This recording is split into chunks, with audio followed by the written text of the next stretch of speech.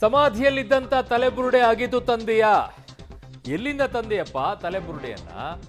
ಕಾಡಿನಿಂದ ತಂದಂತ ತಲೆಬುರುಡೆ ಹೂಳಲಾಗಿತ್ತ? ತಲೆಬುರುಡೆ ಅಗೆಯುವಾಗ ಕೈ ಜೋಡಿಸಿದವರು ಯಾರ್ಯಾರು? ಕೇವಲ ಬುರುಡೆ ಅಷ್ಟೇ ತಂದೆ, ಇನ್ನುಳಿದಂತ ಪಾರ್ಟ್ಸ್ಗಳು ಇಲ್ವಾ ಅದರದ್ದು? SIT ಈಗ ಪ್ರಶ್ನೆಗಳ ಸುರಿಮಳೆಯನ್ನೇ ಗೈದಿದ್ದಾರೆ.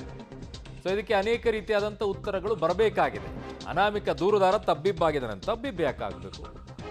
ಗುಂಡಿ ಅಗಿಸ್ಬೇಕಾದ್ರೆ ತುಂಬ ಕಾನ್ಫಿಡೆಂಟ್ ಅಲ್ಲಿ ಆ ಕಡೆಯಿಂದ ಈ ಕಡೆ ಟೀ ಕುಡ್ಕೊಂಡು, ಆ ಕಡೆಯಿಂದ ಈ ಕಡೆ ಊಟ ಮಾಡಿಕೊಂಡು, ಸುತ್ತಾಡ್ಕೊಂಡು, ಸೊಂಟದ ಮೇಲೆ ಕೈ ಇಟ್ಕೊಂಡು ಆರಾಮಾಗಿ ನಿಂತ್ಕೊಂಡು ಎಲ್ಲ ಮಾಡ್ತಾ ಇದ್ದಿದ್ದು.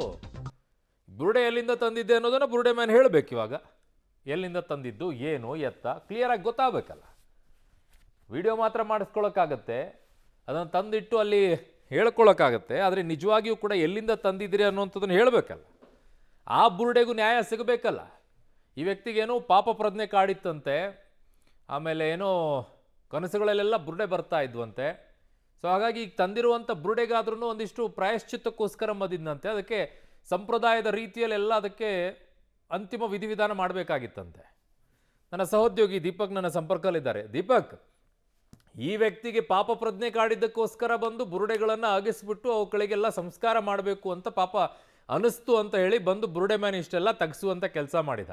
ಬಟ್ ಇವನು ತಂದಿರುವಂಥ ಒಂದು ಬುರುಡೆಗೇನೆ ಯಾವುದೇ ರೀತಿಯಾಗಿ ಅಂತಿಮ ಸಂಸ್ಕಾರ ಮಾಡೋಕ್ಕಾಗಿಲ್ವಲ್ಲ ಇವನ ಹತ್ರ. ಆ ಪಾಪ ಪ್ರಜ್ಞೆ ಇರಲಿಲ್ವಾ? ಅದು ಎಲ್ಲಿಂದ ಏನು ಎತ್ತ ಹೇಳಬೇಕಲ್ಲ ಇವನು. ಬಹಳ ಒಂದು ಬೇಸರದ ಮತ್ತು ಒಂದು ಫೀಲ್ ಆಗುವ ರೀತಿಯಲ್ಲಿ ಒಂದು ಪತ್ರವನ್ನು ಬರೆದಿರುವಂಥದ್ದು.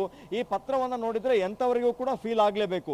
ಯಾಕಂದರೆ ತಾನು 10-20 ವರ್ಷಗಳ ಕಾಲ ಕ್ಷೇತ್ರದಲ್ಲಿ 300ಕ್ಕೂ ಹೆಚ್ಚು ಡೆಡ್ ಬಾಡಿಗಳನ್ನು ಸಂಸ್ಕಾರ ಮಾಡಿದ್ದೇನೆ, ಅದು ಯಾರ್ದೋ ಏನೋ, ಆ ಕುಟುಂಬಕ್ಕೆ ಅದು ಸೇರಬೇಕು, ಈ ಥರದ ಒಂದು ಒಕ್ಕಣೆ ಇರುವಂತಹ ಪತ್ರವನ್ನು ಬರೆದಾಗ ಎಲ್ಲರೂ ಕೂಡ ಬೇಸರ ಆಗಲೇಬೇಕಿತ್ತು. ಅದೇ ರೀತಿ ಆಗಿತ್ತು ಘಟನೆ ಕೂಡ.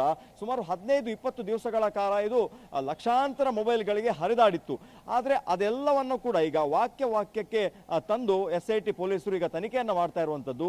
ಈ ಬುರುಡೆ ನಿಮಗೆ ಸಿಕ್ಕಿದ್ದೆಲ್ಲಿ? ಕೋರ್ಟ್ಗೆ ಕೊಟ್ಟ ಬುರುಡೆ ಇದೆಯಾ?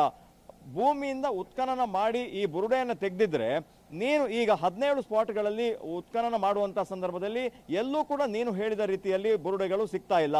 ಇದನ್ನು ನಿನ್ನ ಜೊತೆ ಇದ್ದವರು ಯಾರು? ಅದರ ಜೊತೆಗೆ ಈ ಬುರುಡೆಯನ್ನು ಯಾರಾದರೂ ನಿನಗೆ ತಂದು ಕೊಟ್ರಾ? ಅಥವಾ ಇಂತಹ ಬುರುಡೆ ಅಂದರೆ ಈ ಬುರುಡೆಯನ್ನು ಸಮಾಧಿಯ ಒಳಗೆ ಇರಲಿಲ್ಲ, ಹಾಗಾಗಿ ಯಾವುದಾದ್ರೂ UDRಗೆ ಸಂಬಂಧಪಟ್ಟ ಹಾಗೆ ಪಾಯಿಂಟ್ ನಂಬರ್ 14ರಲ್ಲಿ ಲಭ್ಯ ಆಗಿರುವಂತಹ ಒಂದು ಗಂಡಸಿನ ಮೃತದೇಹ ಇತ್ತು.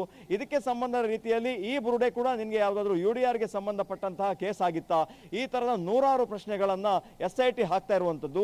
ಈ ಯಾವುದೇ ಪ್ರಶ್ನೆಗಳಿಗೆ ಆತನ ಬಳಿ ಉತ್ತರ ಇಲ್ಲ ಅನ್ನುವಂಥದ್ದು ಈಗ ಮೇಲ್ನೋಟಕ್ಕೆ ಗೊತ್ತಾಗ್ತಾ ಇದೆ. ಮತ್ತು ಈ ಹಿಂದೆ ಮಹಜರು ಮಾಡುವಂತಹ ಸಂದರ್ಭದಲ್ಲೂ ಕೂಡ ಆತ ಬಹಳಷ್ಟು ಕನ್ಫ್ಯೂಷನ್ಗೆ ಒಳಗಾಗಿದ್ದ. ಈಗ ಈ ವಿಡಿಯೋವನ್ನು ನೋಡಿ ಮತ್ತು ಈ ಎಲ್ಲ ಪ್ರಶ್ನೆಗಳನ್ನ SITಯ ಮುಖ್ಯಸ್ಥ ಕೇಳುವಂತಹ ಹಲವಾರು ಪ್ರಶ್ನೆಗಳಿದೆ. ಸ್ಥಳದಲ್ಲಿ ಈಗ ತನಿಖಾಧಿಕಾರಿ ಜಿತೇಂದ್ರ ದಯಾಮ ಅವರು ಪ್ರಶ್ನೆಯನ್ನ ಮಾಡ್ತಾ ಇರುವಂತದ್ದು. ಎಲ್ಲ DYSP ಮತ್ತು ಇನ್ಸ್ಪೆಕ್ಟರ್ ಲೆವೆಲ್ ಅಧಿಕಾರಿಗಳು ಒಂದು ಟಿವಿ ಪರದೆಯ ಮುಂದೆ ಕೂತು ಈ ವಿಡಿಯೋಗೆ ಸಂಬಂಧಪಟ್ಟ ಹಾಗೆ ಮತ್ತು ಈ ಹಿಂದೆ ನಡೆದಂತ ಎಲ್ಲ ಆತನ ಮಹಜರು ಪ್ರಕ್ರಿಯೆಗೆ ಸಂಬಂಧಪಟ್ಟ ಹಾಗೆ ಎಲ್ಲ ವಿಡಿಯೋಗಳನ್ನು ಪ್ರದರ್ಶನ ಮಾಡಿಕೊಂಡು ನೀನು ಈ ವಿಚಾರಕ್ಕೆ ಸಂಬಂಧಪಟ್ಟ ಹಾಗೆ ಪ್ರಶ್ನೆಗಳಿಗೆ ಉತ್ತರ ಕೊಡಬೇಕು ಅನ್ನುವಂತಹ ಹಿನ್ನೆಲೆಯಲ್ಲಿ ಆತ ಕಂಪ್ಲೀಟ್ ಆಗಿ ತಬ್ಬಿಬ್ಬಾಗಿದ್ದಾನೆ ಅನ್ನುವಂತಹ ಒಂದು ಮಾಹಿತಿಗಳು ನಮಗೆ ಲಭ್ಯ ಆಗ್ತಾ ಇದೆ.